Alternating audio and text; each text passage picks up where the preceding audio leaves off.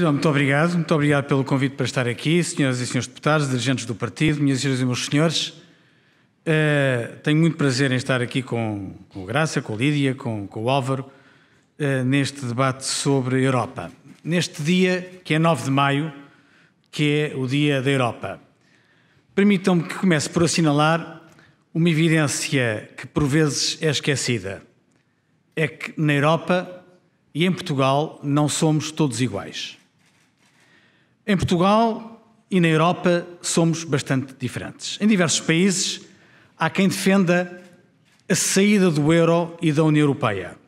E Portugal não é exceção e há partidos que defendem exatamente isso. Mas há outros que são firmes na defesa da sua participação na Europa. Porém, entre os que defendem a Europa também não são todos iguais. Há uns que querem a Europa só da economia, como os ingleses ao longo destes anos. Querem apenas a Europa da livre circulação das mercadorias, dos serviços e dos capitais. E há os que defendem que a Europa não é completa se não for, sobretudo, a Europa das pessoas, a Europa dos cidadãos. Nós, no PSD, somos dos que defendem esta Europa. Para nós, a Europa das pessoas é a que investe na melhoria do nível de vida de todos os cidadãos, mas, sobretudo, nos países menos desenvolvidos. A coesão é um dos objetivos da União. O último governo do PSD garantiu 12 milhões de euros por dia para Portugal, que o atual governo socialista não está a saber utilizar. Apresenta uma baixa taxa de execução e demonstra incompetência, como o Álvaro Amaro acabou de referir. Para nós, a Europa das pessoas é a que estimula o desenvolvimento económico e a criação do emprego. A Europa que prepara jovens e menos jovens para uma economia em transformação, que investe no empreendedorismo, que combate o desemprego e que dá respostas como aquela que propomos relativamente ao primeiro emprego dos jovens. Para nós, a Europa das pessoas também é a Europa dos estudantes. Como estou certo a Lídia irá referir, mais de 200 mil portugueses beneficiaram do Erasmus nas últimas 3 décadas. Mas muitos ficaram para trás.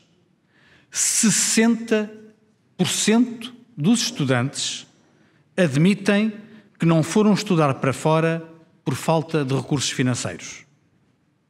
Por isso, queremos triplicar as verbas disponíveis e garantir bolsas mais justas que não deixem ninguém de fora. Para nós, a Europa das pessoas é também a Europa que protege. A Europa que não dá tréguas ao terrorismo e à criminalidade organizada. Fomos nós que lideramos a reforma do sistema de informações de Schengen.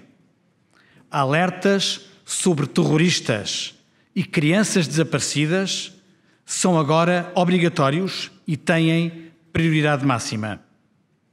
Porque para nós, melhor informação significa mais segurança para todos os europeus.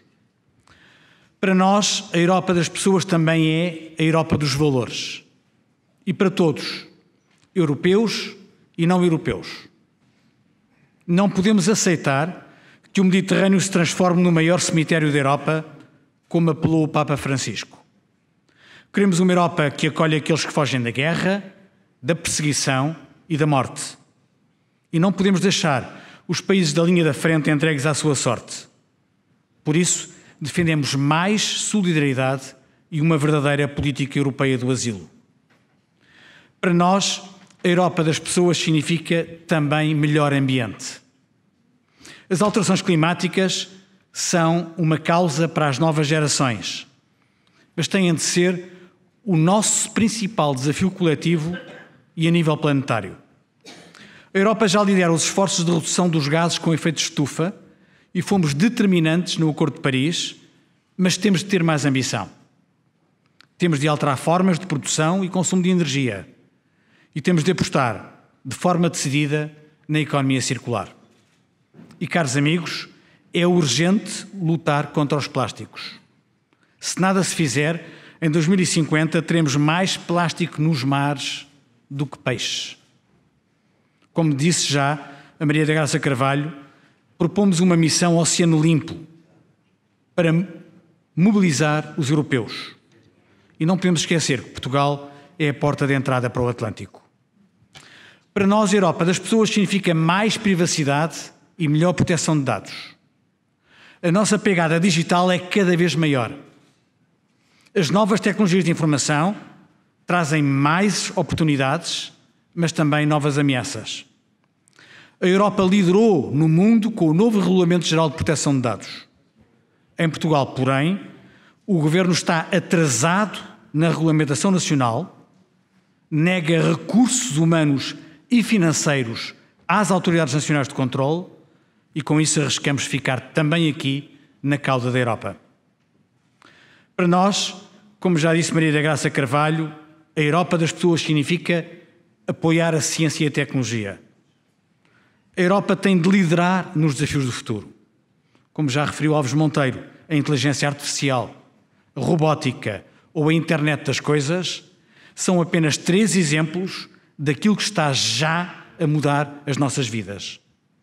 Antecipar o futuro já não é uma questão de prioridade, mas tornou-se uma questão de sobrevivência. Por isso, apoiamos de forma inequívoca o novo programa Horizonte Europa e defendemos o seu significativo reforço orçamental. Para nós, a Europa das pessoas significa também uma verdadeira defesa do consumidor. Na Europa somos 500 milhões de consumidores. O mesmo é dizer 500 milhões de cidadãos com direitos. Quando há riscos para a saúde pública ou para a segurança dos europeus, precisamos de ação rápida. Para os contratos fraudulentos em grande escala, temos de ter sanções à escala europeia. Para enfrentar riscos online, que não conhecem fronteiras, precisamos de soluções comuns. É possível e é necessário reforçar a informação e o apoio aos consumidores de produtos e serviços online e offline. Para nós, a Europa das pessoas significa erradicar o cancro.